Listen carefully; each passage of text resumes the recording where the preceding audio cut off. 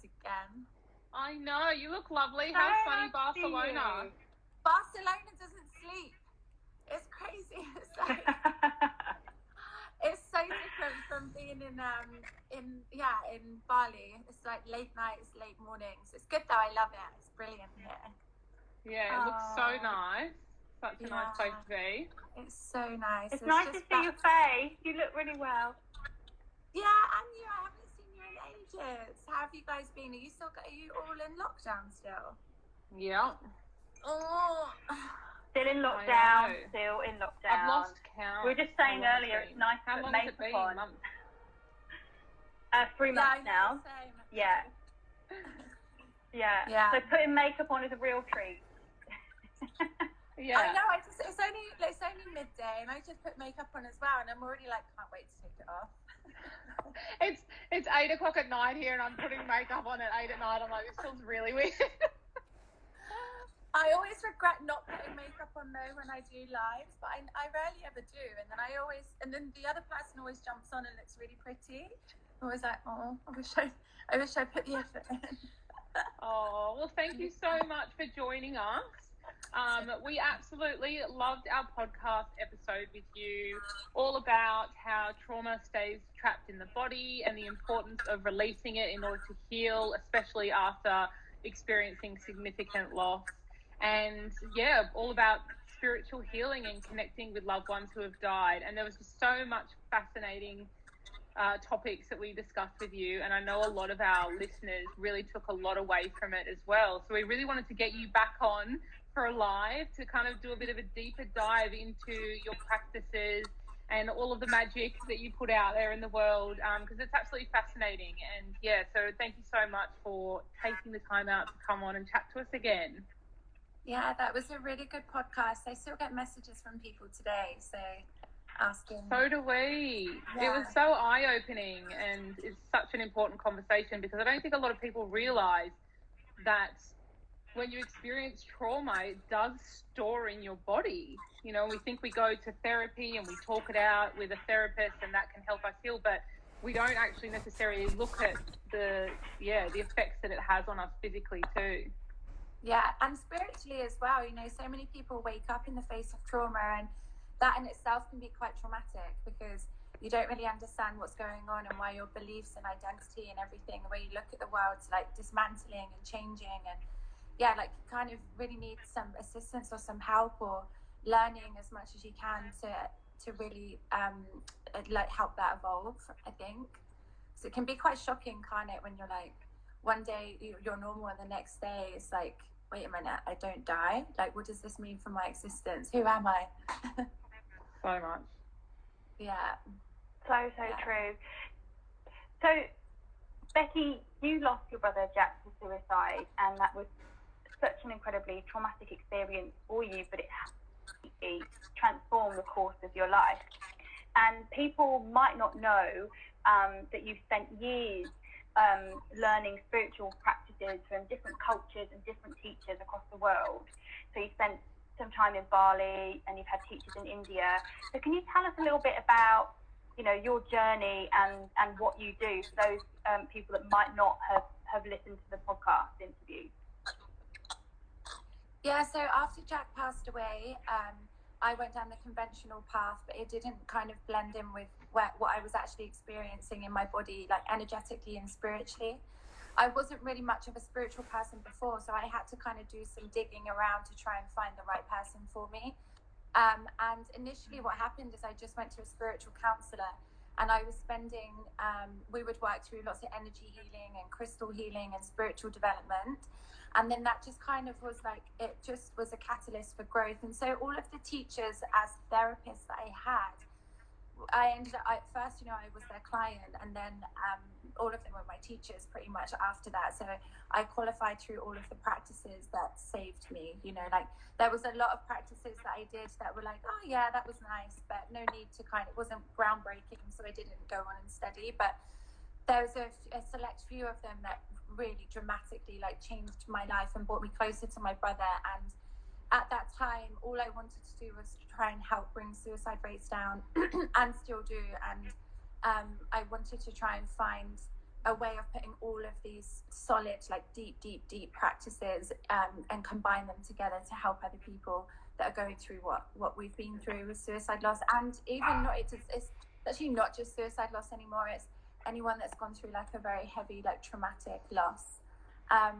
So yeah, and then then I moved countries, had a teacher, multiple teachers over in Bali, teachers from India and America and the UK as well, and now again in Spain.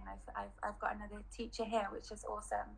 So never stop learning and getting closer. It's so good. And Sal Sorry and guys, I have by the been... way, Is that your dog barking, Sal? Sorry.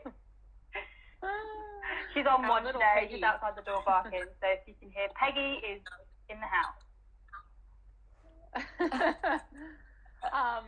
So I was just saying that Sal and I have been lucky enough to have some healing sessions with you, and they have been life-changing. I know for me personally, having experienced suicide loss as well, the level of trauma that you go through is so huge. And since doing them, like, I even worked through trauma that I didn't even know was in me, and I just have gone back and back and back through so many different layers back to a place of like almost like peace before I'd even lost my mum, and I just didn't even know were possible. Like, we'd worked through so much stuff that was just causing anxiety and panic attacks and things. So it's just absolutely incredible what you do. So thank you for doing what you do and passing on the gift of everything that you've learned to everyone else. It's just so amazing. Yeah, that's why I've put together what I've put together as well, because if really all we were dealing with at hand was the grief and the loss, like, that's bad enough as it is anyway. But then what I noticed in my own healing journey, like what you said, was that all of this stuff was coming up from me being a child and trauma and school and just so many other shadow work, inner child work. It was just everything. And it was like, how am I dealing with my brother's loss, but I'm looking at stuff from when I'm 3 years old? And so, that's why it was kind of like dismantling everything and putting yourself back together. So 10 times stronger and more peaceful than I also ever was before my brother's passing. So for anyone who is watching now and is sort of new to this sort of thing, where would they start in terms of this sort of healing practice? Yeah, so I would say that to start initially, it's like if you have sparked an interest and you're kind of leaning down that path, then really stay with that. And so I've written a whole list of my favorite teachers. And so just start with, you can really do things like just YouTubing, listening, podcasts, things like that, just to spark your interest. And when the person is ready, the teacher appears. So first of all, there's like a whole world of energy healing and spiritual healing out there. So that's kind of where I started. And then after that, through teachers like Dolores Cannon or Bruce Lipton, Joseph Campbell, Osho, Ram Dass, Wayne Dyer. From those teachers, I then found therapists that were either online or in my area that worked in a similar field. And so, and then in terms of actually what I practice and what I teach, there's me, and I have free workshops that have already been uploaded and things like that. But so having that fundamental understanding, first of all, that when we've gone through this heavy trauma, that trauma is living within our bodies, and that already is like bridging the gap between where do you want to go outside of just speaking about your trauma. And then when you start working with the body, you start working with energy, and that's when also the spiritual element comes hand in hand with that. It's so amazing what you're doing. So perhaps before we get into some questions, because we did have some questions come in from Sal, just dropped out because her internet is not working, so I'll just keep going for her. Can you sort of talk us through a really simple breathwork technique that people can practice? Yeah, for sure. So I just want to say though, so just in terms of to do this kind of breath, it's really good if you're going to do it for like a certain amount of time, say 5 minutes, 10 minutes, to regulate the nervous system, to drop into the body, and to really start to regain safety and presence and groundedness.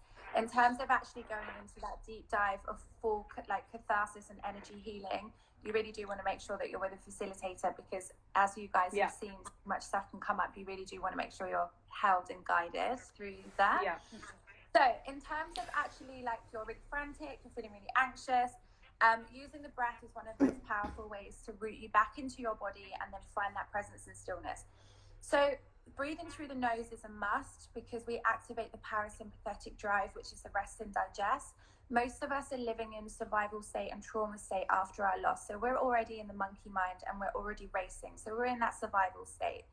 For us to condition ourselves in that present moment out of that, we can use this breath I'm going to show you. But in terms of actually reconditioning the body out of that conditioned response, this is really good to actually start reconditioning the body basically into that more stillness presence. So we use the nose and we use the diaphragm.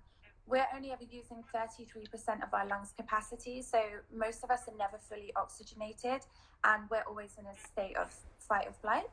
So you guys remember this anyway. So as you breathe into the nose, you breathe all the way down, really send your breath into the low belly, into the diaphragm.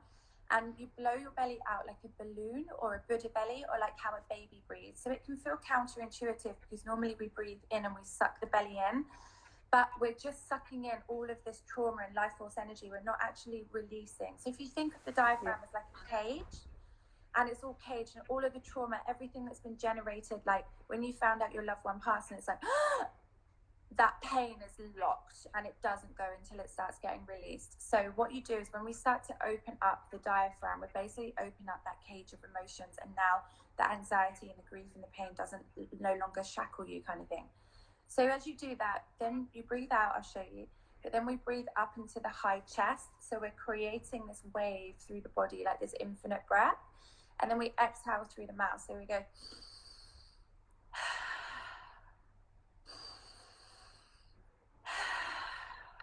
And when you exhale, you really want to exhale more actively, so that this is how you're actually starting to get deeper and deeper into the body. It doesn't take long, like maybe 5 or 6 breaths here until you already start to feel calm. This is also really handy to get you out of a panic attack. Any longer, you start to really build up those oxygen levels, and you're oxygenating your brain, and then you're really going into an emotional catharsis. You surrender. That's a whole healing journey when you've been doing this for a long period of time. So yeah, I'd probably recommend someone to lie down or sit up really tall. When you sit up tall as well, it's really, I always like to imagine that you're drawing the energy up from your root chakra at the base of your spine.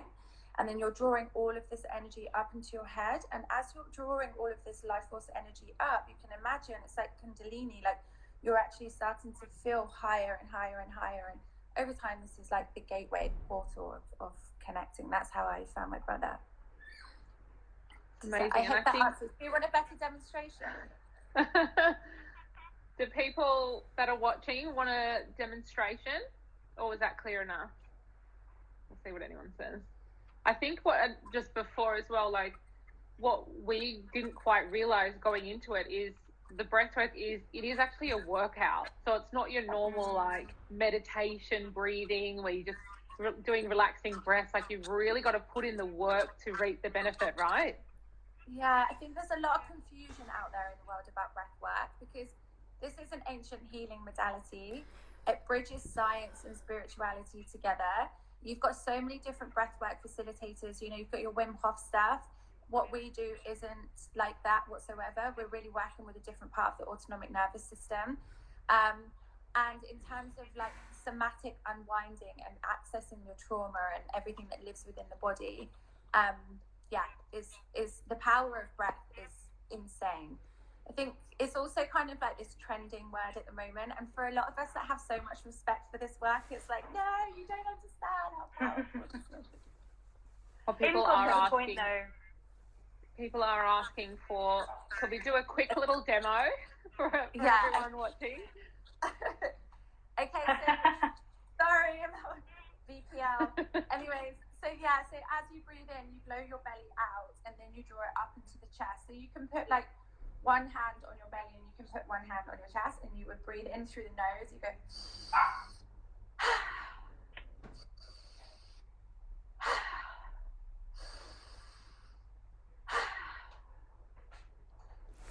Thank you. Thanks, Beck. Yeah. So, Beck, let's jump into some questions that we've had from our listeners. And we'll also be monitoring the chat. So if any of you want to ask any questions as we go, we'll keep an eye out for those as well, if you want to pop them in the comments. But first question for you, Beck, is were you spiritual before your brother's passing? So no, not really. I mean, no, not like now. I used to see spirits from a really young age, and then it was always something that I was terrified of, and nothing that I really delved into too much. We had a lot of activity in our house, but no, could take it or leave it. You know, I really was never even asking those big questions. What happens when we pass over and things like that. So, but then again, maybe I always knew that there was spirit around because I used to see them, but I would never practice or work with it. I went to a yoga retreat once, and I ended up drinking bintangs every night. So, as you do. Oh. And what is your number one piece of advice to help people? Like, what would you suggest to them to connect with their loved one in spirit? Would it be through breath work, or is there another main practice that can be something that's fairly simple that people could do? It depends on someone's presence and stillness anyway. So like now through meditation, I connect with my brother, but back when he passed away, there was no way I could sit still for 5 minutes and meditate. So the key is breath work is a gateway for sure. One of the most powerful ways at gracefully cutting through not only all of your own trauma, but connecting to spirit. It's stronger than we are, so it really does switch over, and it creates, you know, the work builds up. So breath work would be my number one tool for that, 100%. But again, if somebody is already in a really beautiful practice of, you know, stillness and presence and connecting, then, you know, they equally might be able to find that connection through meditation. And the breath work is amazing. Like, I know I've had some wild experiences in the sessions with you where I could like feel my mum's energy. Like I could feel her like holding my hand at time. And the last session that I did with you, we did a group session, and I was like talking as if my mum was talking to me, like through me or something. It was so strange. And I was like, am I going mad right now, or is this actually happening? But I really surrendered to it. And it's like when you let go and just allow yourself to connect and believe that it is the spirit of your loved one, it's like, it's pretty phenomenal, the feeling that you can get. It's just amazing. And it only gets stronger every time as well. You know, like the things that I see now, or the stories when people come out and they talk about their connections are beautiful. It's incredible.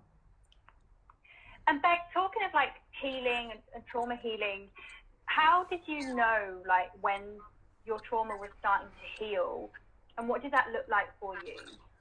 I think like I could measure it quite easily because I was bald and I was having seizures all the time and blackouts and things. So, you know, my health got so bad, and so mental, physical and emotional. And so when I started, you know, after just a week, my panic attacks stopped, and then things started to evolve, and I started to leave my bedroom. So when you're so traumatized, you know what it's like. It's quite easy to measure, isn't it? And it wasn't that I was waking up wanting to be with my brother anymore. Like I was waking up wanting to live, and wanting to learn, because I had already started seeing things from the other side, and it was like, if I get if I can live here, but go over there as well, it's just it's a bonus for me.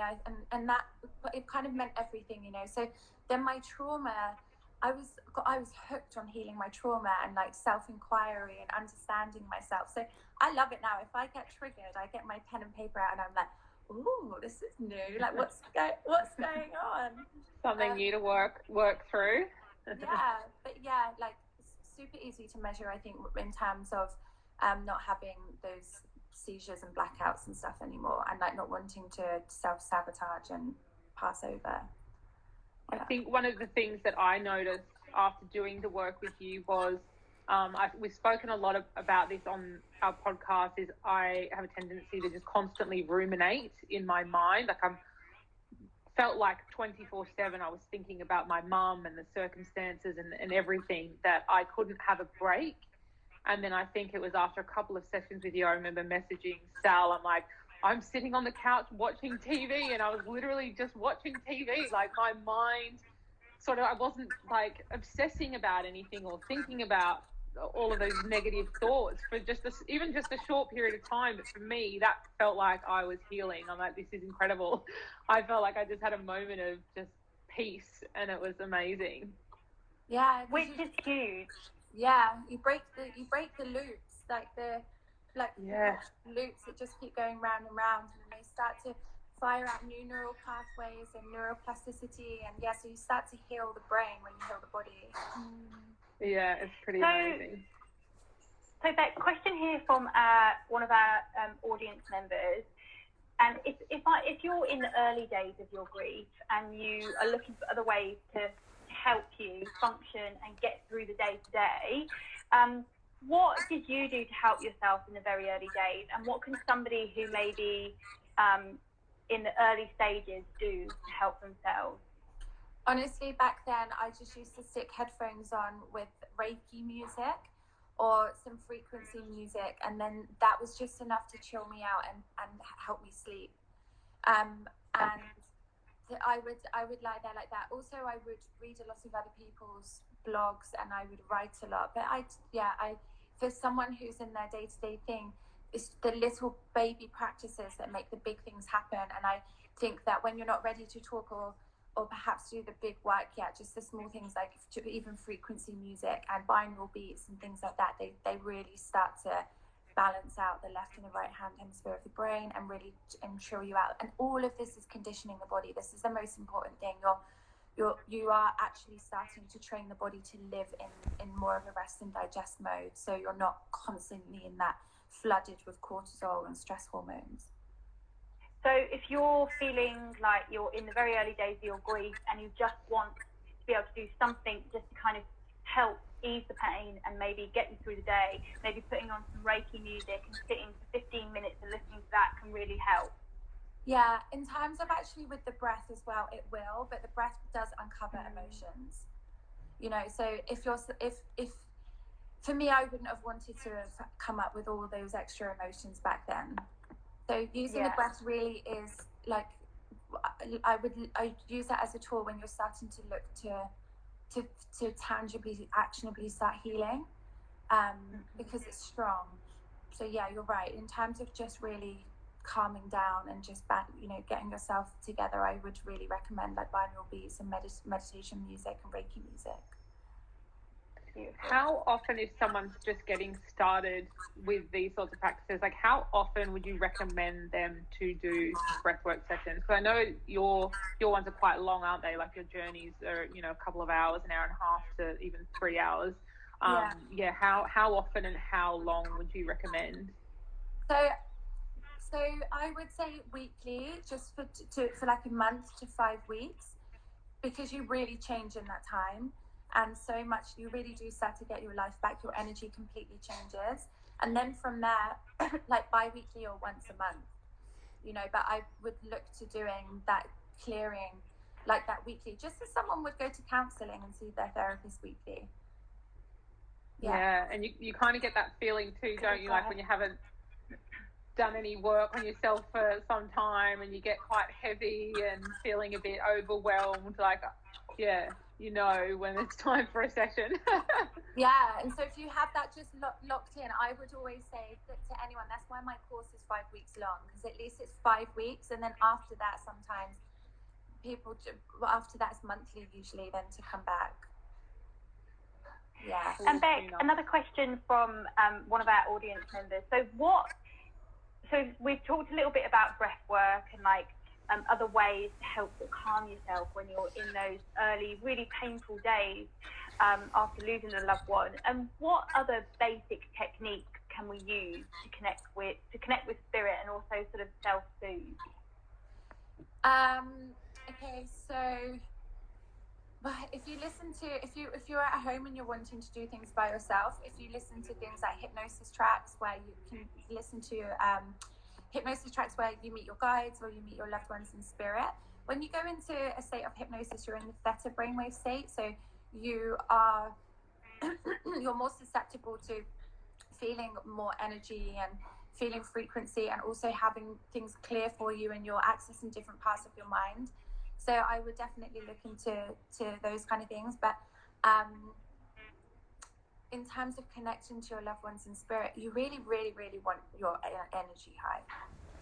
Yeah, that's the best way. You really need your frequency high, which means that you need to start really releasing trauma through your body. Yeah. We've got a message here from one of our followers, and she's just saying she's having a really difficult time with the death of her parents, and her dad died of COVID this year in January, and then 9 days later her mum died, and we're really, really sorry to hear this, but she's having some flashbacks of the death. Is there anything that she could potentially do to help with flashbacks? Because I know that sort of thing is quite common as well after traumatic loss.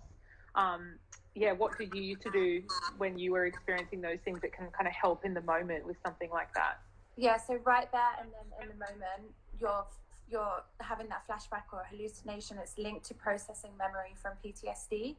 And so in that moment, actually, one of the really good things to have is like an object that you can squeeze on that object. So it's something that brings you back into that present moment, because your body doesn't know that you're in the present. Your body's acting as if you're in the trauma time still, and it will keep coming back.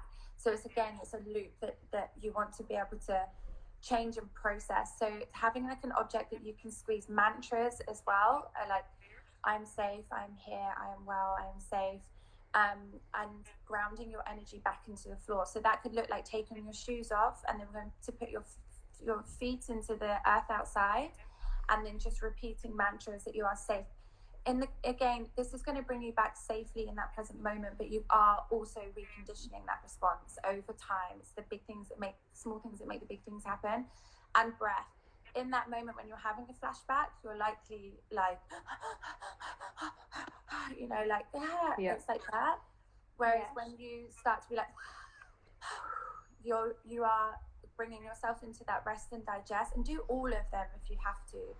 But it's just knowing that I am here today, and this can't hurt me, because the subconscious mind doesn't know good, bad, yesterday, true, false. It doesn't know any duality, so it will just act out. Yeah. Very good advice. Yeah, I'm so sorry for your loss. And it really helps, just sort of grounding you in the moment, doesn't it? Because I think we can get caught up in intrusive thoughts and the past and things like that. So just really connecting to your breath, bringing yourself back to the present, having those mantras at hand, all of those things can really help. Well, because you have self-awareness, so we're obviously all very self-aware. We know, like, your mum's passed away, that my Jack passed away. We know what happened. So we know that we're feeling grief and panic and despair, but in terms of actually then doing something to actually physically release it from the body is like it's the margin, it's the missing gap. Yeah. Yeah. And I'm just going to have to look see if we've got any more questions here. I don't know if my thing's frozen and they haven't come through. Yeah, I think mine's frozen a bit. Oh, big up, Rach has just joined us. I can't see. Mine's frozen now. Yeah, mine has as well. And Beck, just final question from us then. So if anyone listening and joining us is new to spiritual sort of practices and wants to start, doing some more kind of grounding and incorporating more spiritual practices into their everyday, what is the one thing that you would recommend that they start with? Breath. Just breathe. Breath. And that's the thing. It's one of those things like, Im and I have done quite a few sessions with you, and it's so much more, and it's harder than you think, right? Like when I've done my sessions with you, like Im was saying earlier, they're like a proper workout, but you feel so good when you're doing it and afterwards. And I've had moments where I've really felt connected to my mum when I was doing your sessions. So breath work, and if you're new to it and you want to explore breath work, is there a specific technique that you should be looking into? Because obviously there's a few kind of different ones out there. Yeah, so if you Anyone can message me about this, but you really do want to be with a facilitator who is trauma informed. Ideally, I wouldn't go into big groups to start away. I would work with a therapist or a practitioner that can do small groups or work with you one-on-one, because the trauma that comes up, you really want to have that guidance. Secondly, you really want to make sure that you're going with someone on a nose inhale, because when this trauma starts to come up and this energy starts to come up through your body, you really want to make sure that you're in the most lucid and relaxed and safe space that you possibly can be. Because as soon as your most sacred pain starts to come up, you do not want to be in the fight and flight response. You can't heal in the same environment that you were traumatized in. And so there's a lot of people that will go to breath work, and then honestly they'll come out and they'll say, I could never do that again, because they've gone with someone where they're almost hyperventilating. And then when you start doing that, your body just tenses up. And it's really good if you want to leg it from a lion, or you need to swim under a glacier. There's certain things that will activate us, and we can go. But in terms of really gently unwinding, and just think of yourself as one of my teachers said this the other day, like a flower, and the flower's just starting to bud and open gently. You can't just rip that flower out of the ground and then stick it in a jar in your house and expect it to do the same thing. It needs nature, it needs the right soil and nurturing, and it's the same way as opening up our bodies. Do you really want to be with someone who would feel that nurturing and safety kind of feeling? Because you are exposing yourself as well. You could go to counseling and your ego can be like, yeah, I'm fine. Yeah, she died. Yeah, I feel, rubbish. You can do all of that in counseling. But when you actually start to work with the body, it's different.